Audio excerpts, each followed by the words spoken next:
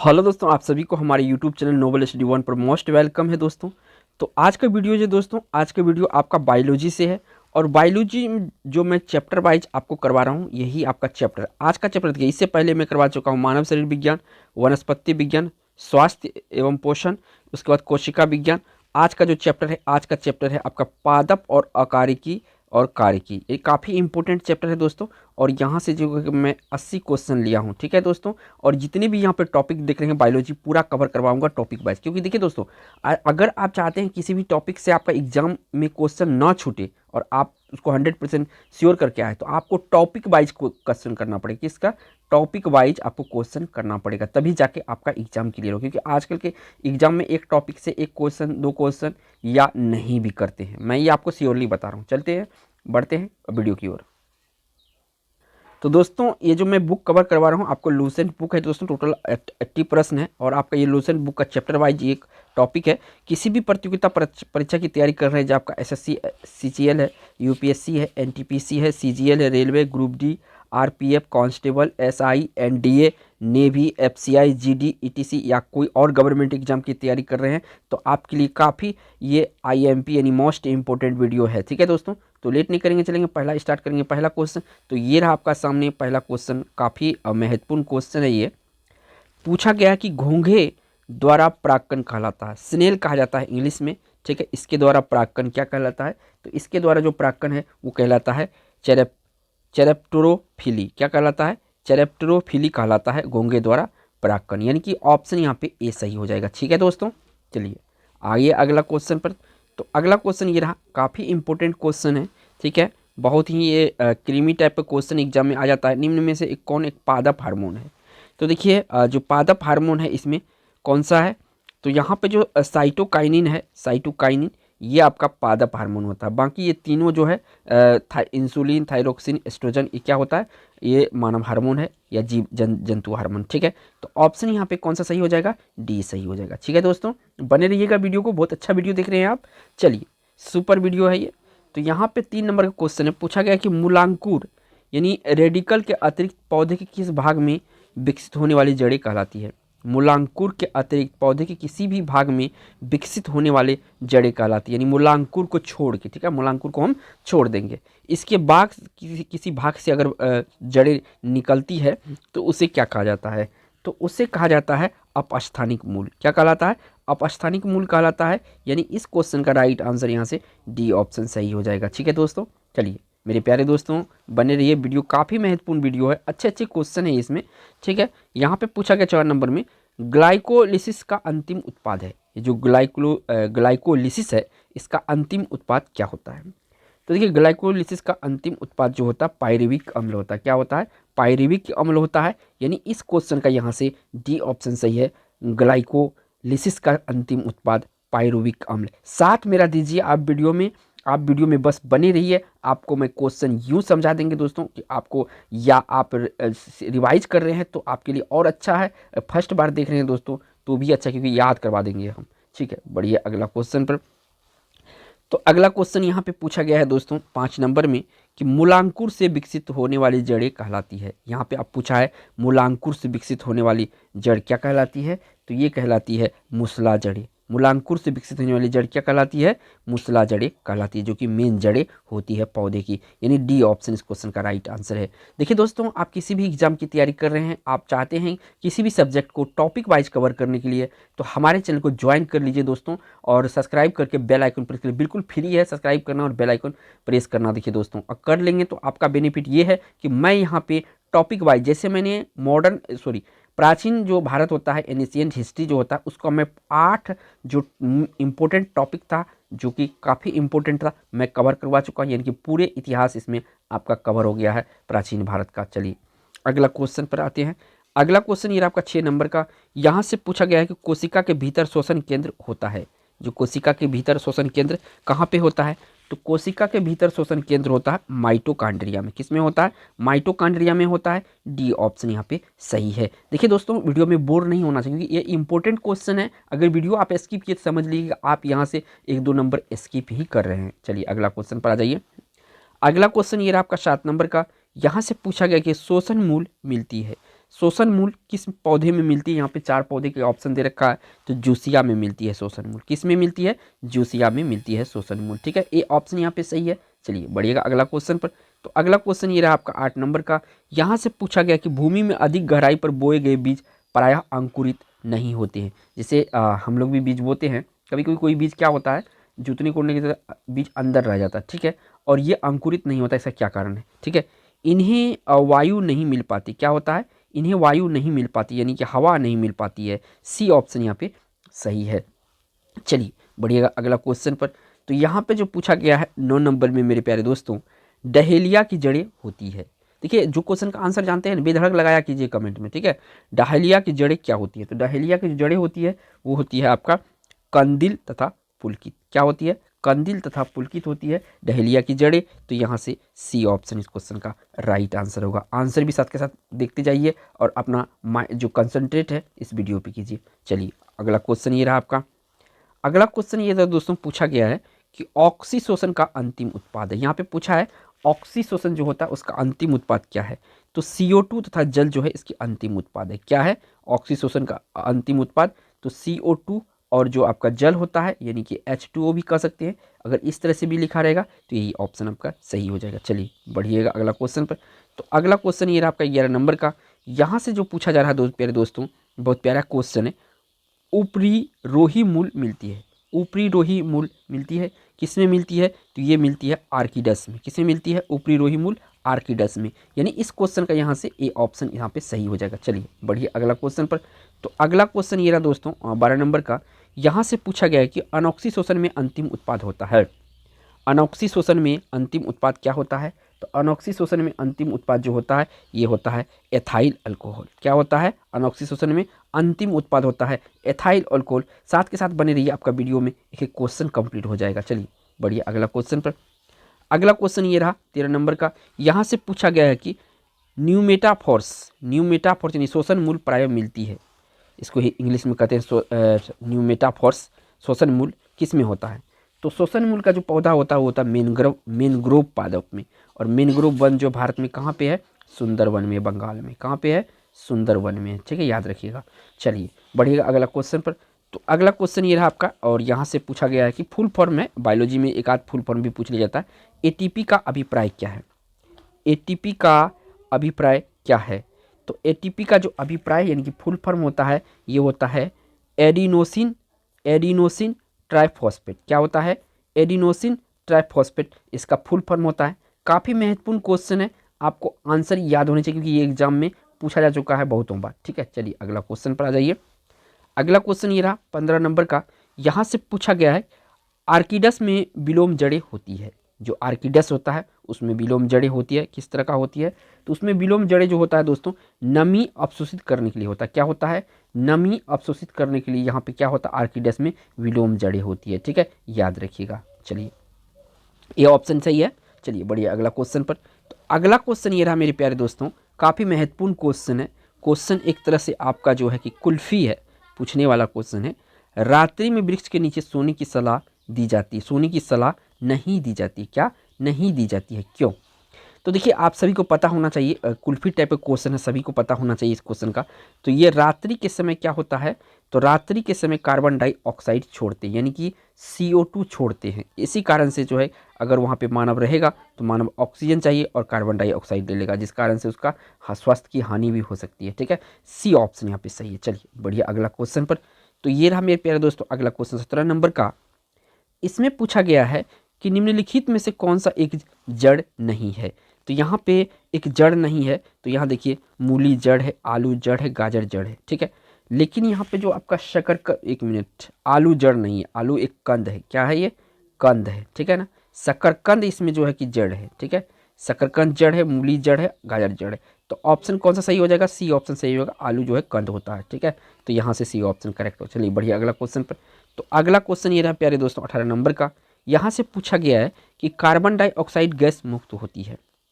Carbon dioxide gas जो मुक्त होती है कब मुक्त होती है, तो ये होता है श्वसन के अंतर्गत। कब? श्वसन के अंतर्गत जो होता है कार्बन डाइऑक्साइड गैस मुक्त होती है। इस क्वेश्चन का राइट आंसर यहाँ से बी ऑप्शन है। देखिए दोस्तों, वीडियो को अभी तक लाइक नहीं किए हैं दोस्तों, तो एक लाइक जरूर करिएगा दोस्तों। चलिए अगला क्वेश्चन पर चलते हैं।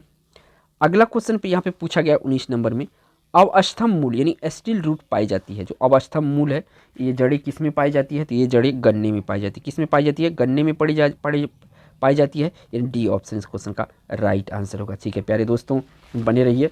चलिए अगला क्वेश्चन पर आ जाइए। अगला क्वेश्चन ये रहा 20 नंबर का। यहाँ से पूछा गया है कि श्वसन मापन का यंत्र कहलाता है, श्वसन मापन यंत्र कहलाता क्या कहलाता है? रेस्पिरोमीटर कहलाता है। क्या कहलाता है? रेस्पिरोमीटर जो है ये कहलाता है श्वसन मापन यंत्र कहलाता है। इस क्वेश्चन का यहाँ से बी ऑप्शन सही है। चलिए बढ़िया अगला क्वेश्चन पर। अगला क्वेश्चन यहाँ से पूछा जा रहा है आपसे 21 नंबर में कि अस्तंभ मूल यानी कि प्रॉप रूट होती है। ये जो आपका प्रॉप रूट होती है, प्रॉप रूट ये जड़ है, ठीक है ना। तो ये प्रॉप रूट क्या होती है? प्रॉप रूट जो है ये आपका अपस्थानिक जड़ें होती है। क्या होती है? अपस्थानिक जड़ें होती है। स्तंभ मूल कहे या प्रॉप रूट कहे इंग्लिश में, तो ये एक प्रकार का अपस्थानिक जड़ का उदाहरण है। तो यहाँ पे आपको बी ऑप्शन सही है। चलिए बढ़िएगा अगला क्वेश्चन पर। तो अगला क्वेश्चन ये रहा आपका 22 नंबर का। यहाँ से पूछा गया ऐसी जैविक क्रिया जिसमें शर्करा तथा वसा का ऑक्सीकरण होता है तथा ऊर्जा मुक्त होती है कहलाती है। वसा तथा ऑक्सीकरण जो ऑक्सीजन है, वसा तथा ऑक्सीजन, हाँ, शर्करा तथा वसा का ऑक्सीकरण होता है, ऊर्जा मुक्त होती है, क्या कहलाता है? तो ये कहलाता है दोस्तों श्वसन। क्या कहलाता है? श्वसन। याद रखिएगा, काफ़ी महत्वपूर्ण क्वेश्चन है, मैं दोबारा रिपीट करता हूँ। ऐसी जैविक क्रिया जिसमें शर्करा तथा वसा का ऑक्सीकरण होता है, यानी किसका किसका? शर्करा का और शर्करा और वसा का ऑक्सीकरण होता है तथा क्या होता है? एक चीज़ और होता है, ऊर्जा मुक्त होती है। ठीक है, क्या कहलाती है? तो ये आपका श्वसन कहलाती है। क्या कहलाती है? श्वसन कहलाती है। सी ऑप्शन यहाँ पे सही है। चलिए बढ़िया अगला क्वेश्चन पर। तो अगला क्वेश्चन ये रहा आपका 23 नंबर का। यहाँ से पूछा गया है कि निम्नलिखित में से कौन एक तना है? तो इनमें से कौन एक तना है? तो तना जो है इनमें से कौन है? शकरकंद नहीं है, जड़ है, मूली भी जड़ है, गाजर भी जड़ है। तना या कंद कहे तो ये आपका आलू होता है। क्या होता है? आलू। आलू क्या होता है? तना का रूपांतरण होता है, यानी कि सी ऑप्शन यहाँ पे सही हो जाएगा। चलिए बढ़िए 24 नंबर क्वेश्चन पर। तो ये रहा आपका 24 नंबर क्वेश्चन और यहाँ से पूछा गया है कि प्रकाश संश्लेषण का प्रथम स्तर यौगिक है। प्रकाश संश्लेषण का प्रथम स्तर यौगिक कौन सा है? इसमें प्रकाश संश्लेषण का स्तर यौगिक जो है ये है आपका कौन सा? ग्लूकोज। कौन सा है? ग्लूकोज है, यानी ए ऑप्शन इस क्वेश्चन का राइट आंसर है। याद रखिएगा, काफ़ी महत्वपूर्ण क्वेश्चन है, आप VVI मार्क में कर देता हूँ। ठीक है, प्रकाश संश्लेषण का प्रथम स्तर यौगिक जो है ग्लूकोज होता है। ठीक है, इसको जी होता है सिंबल। ठीक है, चलिए बढ़िया अगला क्वेश्चन पर। तो अगला क्वेश्चन ये रहा 25 नंबर का। काफ़ी इस टाइप के क्वेश्चन जो होता है ना, चोकोपाई क्वेश्चन होता है, कभी भी एग्जाम में उठा के दे देता है। पत्ता गोभी खाद्य पदार्थ का संग्रह कहाँ रहता है? पत्ता गोभी में खाद्य पदार्थ का संग्रह कहाँ पे होता है? तो ये होता है पत्तियाँ में। कहाँ पे होता है? पत्तियाँ में। आप सभी को पता होगा जो पत्ता गोभी होता है, यानी कि बंधा गोभी हम लोग बोलते हैं अपना गांव के भाषा में, तो इसे पत्ता गोभी भी बोला जाता है। तो इसका पत्ता का ही उपयोग होता है। ठीक है, इंग्लिश में कैबेज कहा जाता है। बी ऑप्शन क्वेश्चन का राइट आंसर हो जाएगा। चलिए बढ़िया अगला क्वेश्चन पर। तो अगला क्वेश्चन ये रहा आपका 26 नंबर का। यहाँ से पूछा गया है कि प्रकाश संश्लेषण होता है। प्रकाश संश्लेषण किस में होता है? प्रकाश संश्लेषण में क्या होता है? तो प्रकाश संश्लेषण इनमें से जो होता है ये होता है क्लोरोप्लास्ट। प्रकाश संश्लेषण क्या होता है? क्लोरोप्लास्ट होता है। क्या होता है? क्लोरोप्लास्ट होता है। ए ऑप्शन यहाँ पे सही है। ठीक है, अगला क्वेश्चन। तो अगला क्वेश्चन ये रहा आपका। तो अगला क्वेश्चन यहाँ पे 27 नंबर का है कि आलू भूमिगत रूपांतरित तना है। आलू क्या है? भूमिगत रूपांतरित तना है, जिसे कहा जाता है। तो इससे आलू को क्या कहा जाता है? तो आलू को कहा जाता है कंद। मैं पहले ही बताया था, आलू क्या है? रूपांतरित एक तना है और इसको कहा जाता है कंद। याद रखिएगा, आलू जो है कि एग्जाम में बार बार आता है। ठीक है, तो एक तरह से एक जो है चोकोपाई की क्वेश्चन है, कभी भी उठा के आपको एग्जाम में दे दिया जाता है। ठीक है, चलिए बढ़िए अगला क्वेश्चन पर। तो अगला क्वेश्चन ये रहा आपका। इसमें पूछा गया है आपसे कि ऑक्सीजन जो प्रकाश संश्लेषण से उत्पन्न होती है आती है। ऑक्सीजन जो प्रकाश संश्लेषण से उत्पन्न होती है आती है। ये कहाँ से आती है? ये ऑक्सीजन। ठीक है ना, तो ये ऑक्सीजन जो आती है दोस्तों ये जल से आती है। कहाँ से आती है? जल से आती है। सी ऑप्शन सही है। काफ़ी VVI क्वेश्चन है। चलिए बढ़िए अगला क्वेश्चन पर।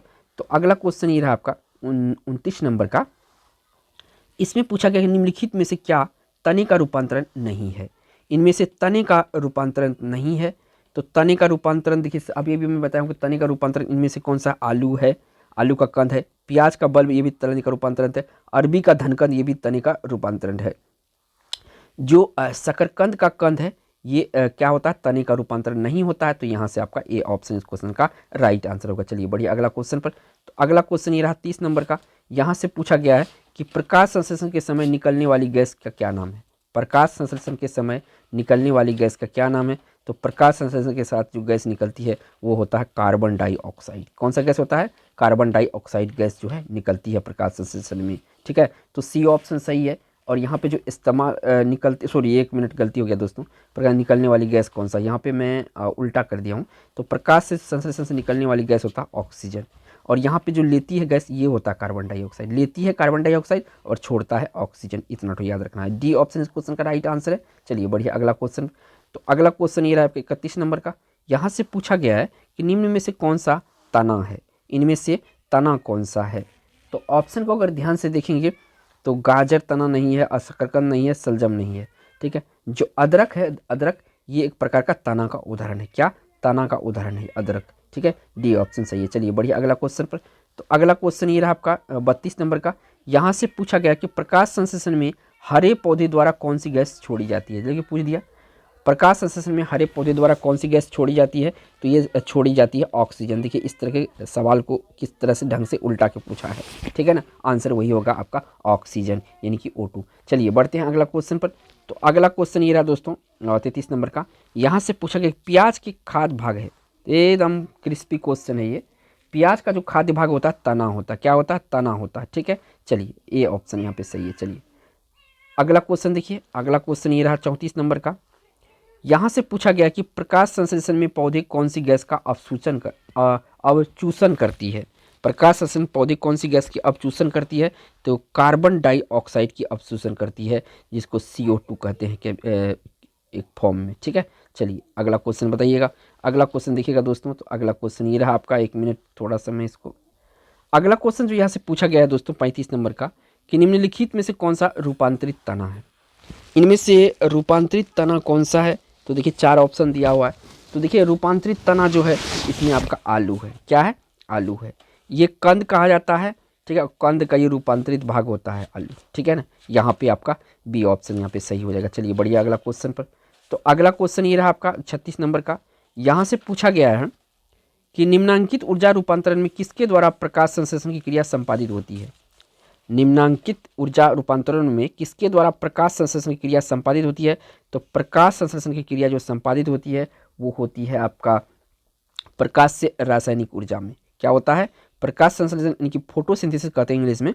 इसका जो रूपांतरण होता है प्रकाश से रासायनिक ऊर्जा में होता है। तो यानी कि सी ऑप्शन यहाँ पे सही है। चलिए बढ़िया, अगला क्वेश्चन पर। तो अगला क्वेश्चन ये आपका 37 नंबर का।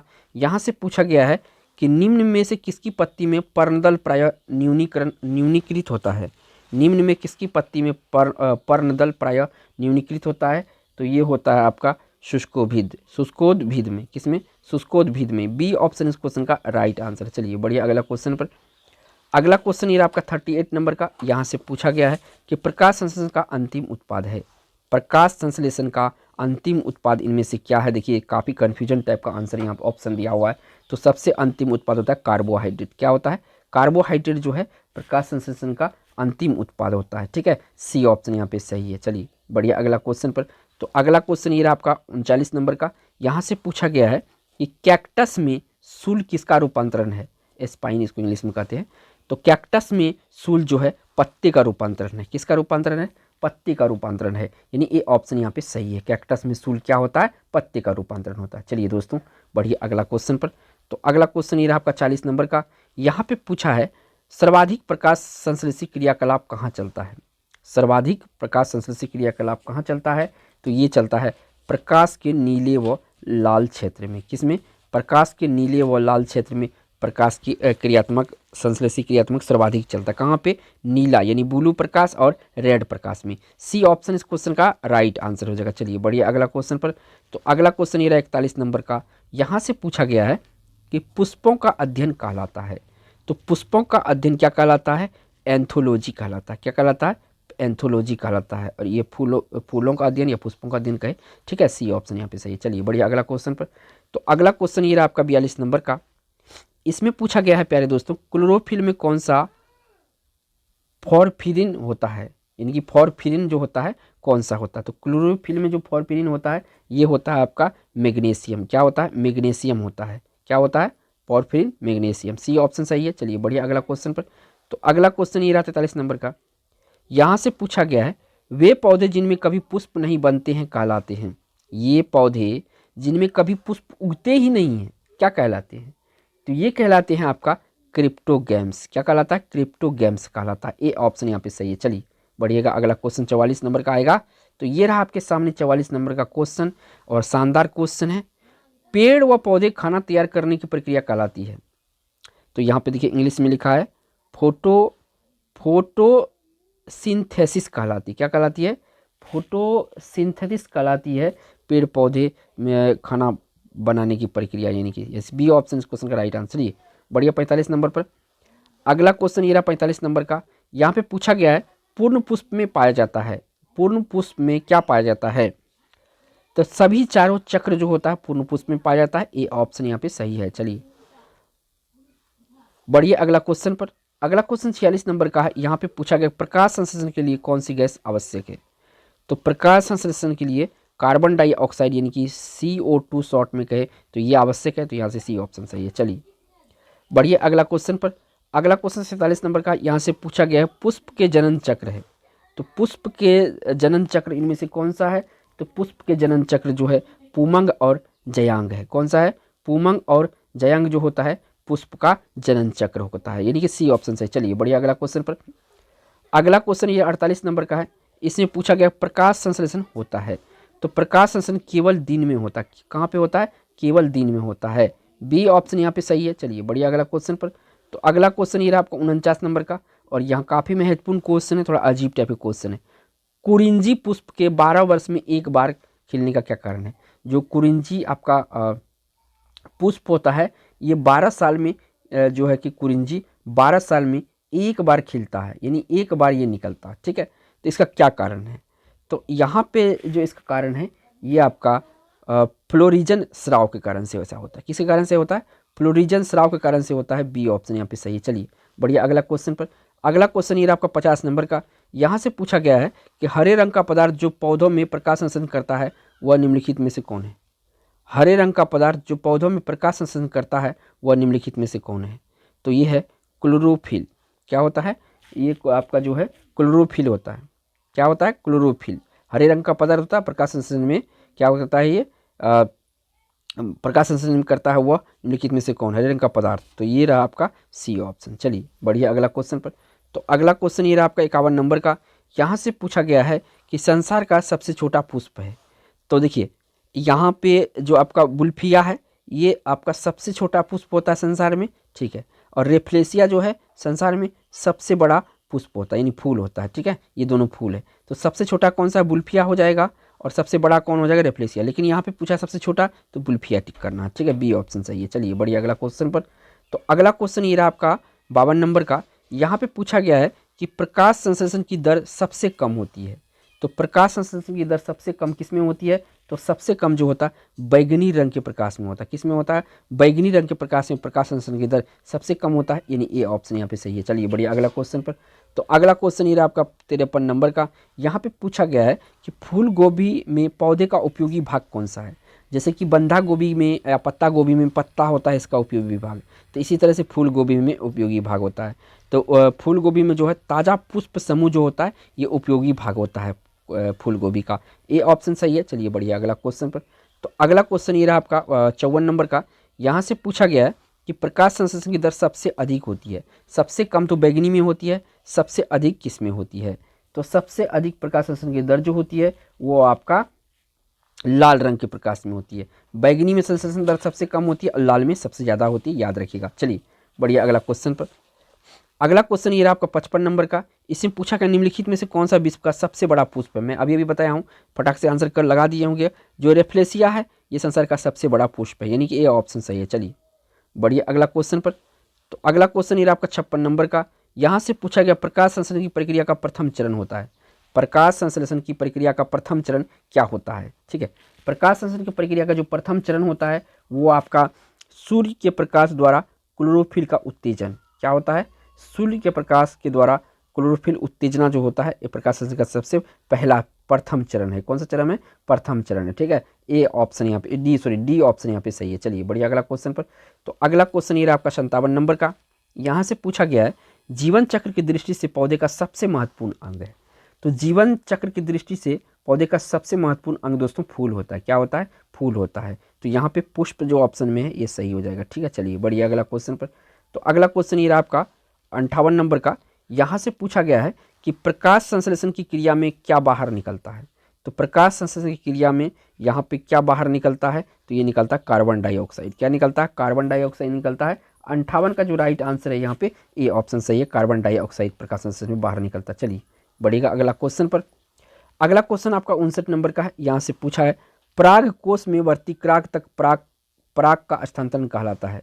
पराग कोष से वर्तिक्राग तक पराग का स्थानांतरण क्या कहलाता है, तो ये कहलाता है आपका परागकण। क्या कहलाता है, परागन कहलाता है, यानी कि डी ऑप्शन सही है। चलिए बढ़िया, अगला क्वेश्चन पर। तो अगला क्वेश्चन ये रहा आपका 60 नंबर का क्वेश्चन। यहाँ पे पूछा गया है कि प्रकाश संश्लेषण के लिए किसकी जरूरत होती है। तो देखिए पर्णहरित की जरूरत होती है, जल की जरूरत होती है, धूप की जरूरत होती है। यहाँ पे डी ऑप्शन सही हो जाएगा, प्रकाश संश्लेषण के लिए ऊपर लिखे हुए तीनों की जरूरत होती है, तो यानी कि ऑप्शन यहाँ पे डी हो जाएगा। चलिए बढ़िया, अगला क्वेश्चन पर। तो अगला क्वेश्चन ये रहा आपका 61 नंबर का। यहाँ पे काफ़ी महत्वपूर्ण क्वेश्चन है, चोकोपाई क्वेश्चन है ये। एनीमोफिली परागकण है। एनीमोफिली परागकण जो होता है किसके द्वारा होता है, तो एनीमोफिली परागकण जो है वायु के द्वारा होता है। किसके द्वारा होता है, वायु के द्वारा होता है। ए ऑप्शन यहाँ पे सही है। चलिए बढ़िया, अगला क्वेश्चन 62 नंबर पर। तो अगला क्वेश्चन ये आपका 62 नंबर का। यहाँ पे पूछा गया है कि किस क्रिया के फलस्वरूप पौधों में ऑक्सीजन का निकास एवं कार्बन डाइऑक्साइड का अवशोषण होता है। किस क्रिया के फलस्वरूप पौधों में ऑक्सीजन का निकास एवं कार्बन डाइऑक्साइड का अवशोषण होता है। तो ये किस में होता है, ऑक्सीजन का निकास एवं कार्बन डाइऑक्साइड का अवशोषण होता है। तो ये होता है प्रकाश संश्लेषण में। किस में होता है, प्रकाश संश्लेषण में होता है। सी ऑप्शन यहाँ पे सही हो जाएगा। चलिए बढ़िया, 63 नंबर पर। तो ये रहा आपका 63 नंबर क्वेश्चन और काफ़ी महत्वपूर्ण क्वेश्चन है, सुपर से सुपर क्वेश्चन है। एंटोमोफिली परागकण है। एंटोमोफिली परागकण जो होता है किसके द्वारा होता है, तो ये देखिए दोस्तों कीटों के द्वारा होता है। क्या किसके द्वारा होता है, कीटों के द्वारा होता है। डी ऑप्शन यहाँ पे सही है। चलिए बढ़िया, अगला क्वेश्चन पर। तो अगला क्वेश्चन ये आपका 64 नंबर का और यहाँ से पूछा गया है कि पौधों में होने वाली क्रिया में एक जो इनका तापमान कम कर सकती है होती है। पौधों में होने वाली क्रिया में से एक जो इनके तापमान को कम कर सकती है होती है, कौन सा होती है, तो ये होती है दोस्तों आपका वाष्पोत्सर्जन। क्या होता है, वाष्पोत्सर्जन होता है। चलिए बढ़िया, अगला क्वेश्चन पर। तो अगला क्वेश्चन ये आपका 65 नंबर पे। यहाँ पे पूछा गया है कि चमगादड़ द्वारा परागन कहलाता है। चमगादड़ द्वारा जो परागन होता है ये क्या कहलाता है, चमगादड़ द्वारा परागन जो कहलाता है दोस्तों चेरेप्रोफिली कहलाता है। क्या कहलाता है, चेरेप्रोफिली कहलाता है। ठीक है, 1 मिनट। तो 65 का है ना, तो 65 का जो राइट आंसर है ये आपका कौन सा होगा, चेरेप्रोफिली होता है, यानी कि चमगादड़ द्वारा। बी ऑप्शन यहाँ पे सही है। चलिए बढ़िया, अगला क्वेश्चन पर। तो अगला क्वेश्चन ये रहा आपका 66 नंबर का। पूछा गया है कि पत्तियों के 2 मुख्य कार्य क्या होते हैं। जो पत्तियां हैं पौधे का मुख्य कार्य क्या होता है, तो देखिए पत्तियों का मुख्य कार्य प्रकाश संश्लेषण व वाष्पोत्सर्जन। क्या होता है, प्रकाश संश्लेषण और वाष्पोत्सर्जन जो होता है पत्तियों का मुख्य कार्य होता है। यहाँ पे याद रखिएगा वाष्पोत्सर्जन। ठीक है, चलिए बढ़िया, अगला क्वेश्चन पर। तो अगला क्वेश्चन ये रहा आपका 67 नंबर का। यहाँ से पूछा गया है कि जूफिली या जूफिली परागकण होता है। तो जूफिली परागकण जो होता है किसके द्वारा होता है, तो जूफिली परागकण जो है आपका जंतु के द्वारा होता है। किसके द्वारा होता है, जंतु के द्वारा होता है, यानी कि सी ऑप्शन सही। चलिए बढ़िया, अगला क्वेश्चन पर। तो अगला क्वेश्चन ये रहा आपका और यहाँ से पूछा गया है आपसे वह दशा जिसमें वाष्पोत्सर्जन अधिक तेजी से होती है।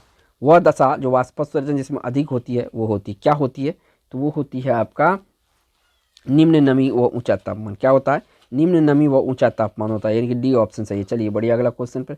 अगला क्वेश्चन ये रहा आपका 69 नंबर का। यहाँ पे पूछा गया ऑर्निथोफिली परागकण है। जो ऑर्निथोफिली परागकण होता है क्या होता है, किसके द्वारा होता है, तो देखिए ये जो होता है आपका ये होता है पक्षियों के द्वारा। ऑर्निथोफिली क्या होता है, पक्षियों के द्वारा परागकण जो होता है उसे कहते हैं ऑर्निथोफिली। सी ऑप्शन सही है। चलिए बढ़िया, अगला क्वेश्चन पर। अगला क्वेश्चन ये रहा आपका 70 नंबर का।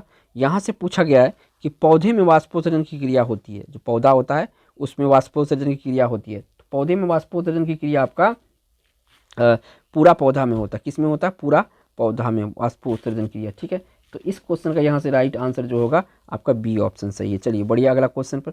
तो अगला क्वेश्चन ये आपका 71 नंबर है। यहाँ पे पूछा गया है कि जल द्वारा परागकण कहलाता है। तो जल द्वारा जो परागकण कहलाता है उसे कहा जाता है आपका हाइड्रोफिली। क्या कहा जाता है? हाइड्रोफिली कहा जाता है। यहाँ से आपका डी ऑप्शन सही है। चलिए बढ़िया अगला क्वेश्चन पर। अगला क्वेश्चन ये आपका 72 नंबर का। यहाँ से पूछा गया कि वाष्पोत्सर्जन मापी यंत्र है, इसमें से कौन सा वाष्पोत्सर्जन मापी यंत्र है? तो यहाँ पे जो आपका वाष्पोत्सर्जन मापी यंत्र है वो आपका कौन सा है? पोटोमीटर है। कौन सा है? पोटोमीटर है, यानी कि बी ऑप्शन से। चलिए बढ़िया अगला क्वेश्चन पर। अगला क्वेश्चन ये आपका 73 नंबर का। यहाँ से पूछा गया जो परागकण बंद पुष्प में होता कहलाता है। जो परागकण बंद पुष्प में होता है वो क्या कहा जाता है? तो ये बंद पुष्प में होने वाला जो परागकण है उसे कहा जाता है कलिस्टोगेमी। क्या कहा जाता है? कलिस्टोगेमी कहा जाता है। सी ऑप्शन यहाँ पे सही है। चलिए बढ़िया अगला क्वेश्चन पर। तो अगला क्वेश्चन ये रहा दोस्तों 74 नंबर का। यहाँ पे पूछा गया है कि वाष्पोत्सर्जन में होता है। तो वाष्पोत्सर्जन में क्या होता है? तो वाष्पोत्सर्जन में जो है पत्तियों से कार्बन डाइऑक्साइड बाहर निकलती है। क्या निकलती है? पत्तियों से जो कार्बन डाइऑक्साइड है ये क्या होती है? तो पत्तियों से पानी वाष्प के रूप में निकलता है, ये वाष्पोत्सर्जन होगा। ठीक है, पत्तियों से पानी वाष्प के रूप में बाहर निकलती है। इस क्वेश्चन का राइट आंसर होगा डी ऑप्शन। चलिए बढ़िया अगला क्वेश्चन पर। तो अगला क्वेश्चन ये आपका 75 नंबर का। यहाँ से पूछा गया कि पर परागण लाभदायक होता है क्योंकि इसके कारण होता है। तो जो पर परागण लाभदायक होता है इसके कारण से होता है आपका अच्छी संतान। क्या होता है? अच्छी संतान होता है, यानी ए ऑप्शन इस क्वेश्चन का राइट आंसर है 75 का। चलिए बढ़िए अगला क्वेश्चन पर। तो अगला क्वेश्चन ये रहा आपका 76 नंबर का। यहाँ से पूछा गया है पौधों में वाष्पो उत्सर्जन किसकी प्रक्रिया है? पौधों में वाष्पोत्सर्जन किसी की प्रक्रिया है? तो ये जो है प्रक्रिया है ये है आपका जल हानि का। किसका? जल हानि का प्रक्रिया होता है वाष्पोत्सर्जन। डी ऑप्शन यहाँ पे करेक्ट है। चलिए बढ़िया अगला क्वेश्चन पर। अगला क्वेश्चन 77 नंबर का। यहाँ पे पूछा गया है कि सुगंधित पुष्प में परागण किसके द्वारा होता है? जो सुगंधित पुष्प होता है जैसे फूल वगैरह का फूल है तो इसका सुगंधित फूल में जो परागण होता है ये होता है आपका कीट के द्वारा। किसके द्वारा होता है? कीट के द्वारा होता है सुगंधित में। ठीक है, जैसे भंवरा वगैरह हो गए, देखते हैं मधुमक्खी वगैरह होता है। चलिए बढ़िया अगला क्वेश्चन पर। तो अगला क्वेश्चन 78 नंबर का है। यहाँ से पूछा गया है कि पत्तियों की हरिमहीनता किसकी कमी से होता है? जो पेड़ पौधे में पत्तियाँ होता है उसकी हरिमहीनता होता है, ये किसके कारण से होता है? तो ये आपका जिसके कारण से होता है वो होता है Mg यानी मैग्नीशियम के कारण से होता है। डी ऑप्शन सही है। चलिए बढ़िया अगला क्वेश्चन पर। तो अगला क्वेश्चन ये आपका 79 नंबर का। पूछा गया कि वर्तिक्राग सदैव खुरदरा एवं चिपचिपा होता है। वर्तिक्राग सदैव खुरदरा एवं जो है चिपचिपा होता है किसके कारण से? तो ये होता है आपका कीट परागित पुष्पों में। क्या होता है? कीट परागित पुष्पों में होता है, यानी डी ऑप्शन यहाँ पे सही है। चलिए बढ़िया अगला क्वेश्चन और इस वीडियो का लास्ट क्वेश्चन है। ठीक है, ठीक है। यहाँ पे देखिए दोस्तों पूछा गया है कि फूल गोभी का विटेल रोग किस तत्व की कमी से होता है? फूल गोभी का विटेल रोग जो होता है, विटेल रोग किसकी कमी से होता है? तो ये होता है आपका किसकी कमी से? ये होता है एमओ की कमी से। किसका? एमओ की कमी से। डी ऑप्शन सही है। देखिए दोस्तों मैंने यहाँ पे 80 इंपॉर्टेंट क्वेश्चन आंसर डिस्कस किया बायोलॉजी का ये पार्ट 5 है। आप अगर चाहते हैं कि जो बायोलॉजी है इसका 6th पार्ट देखें और अच्छा तैयारी को करें तो चैनल को सब्सक्राइब करके बेल आइकन जरूर प्रेस कीजिएगा। थैंक्स फॉर वॉचिंग दोस्तों।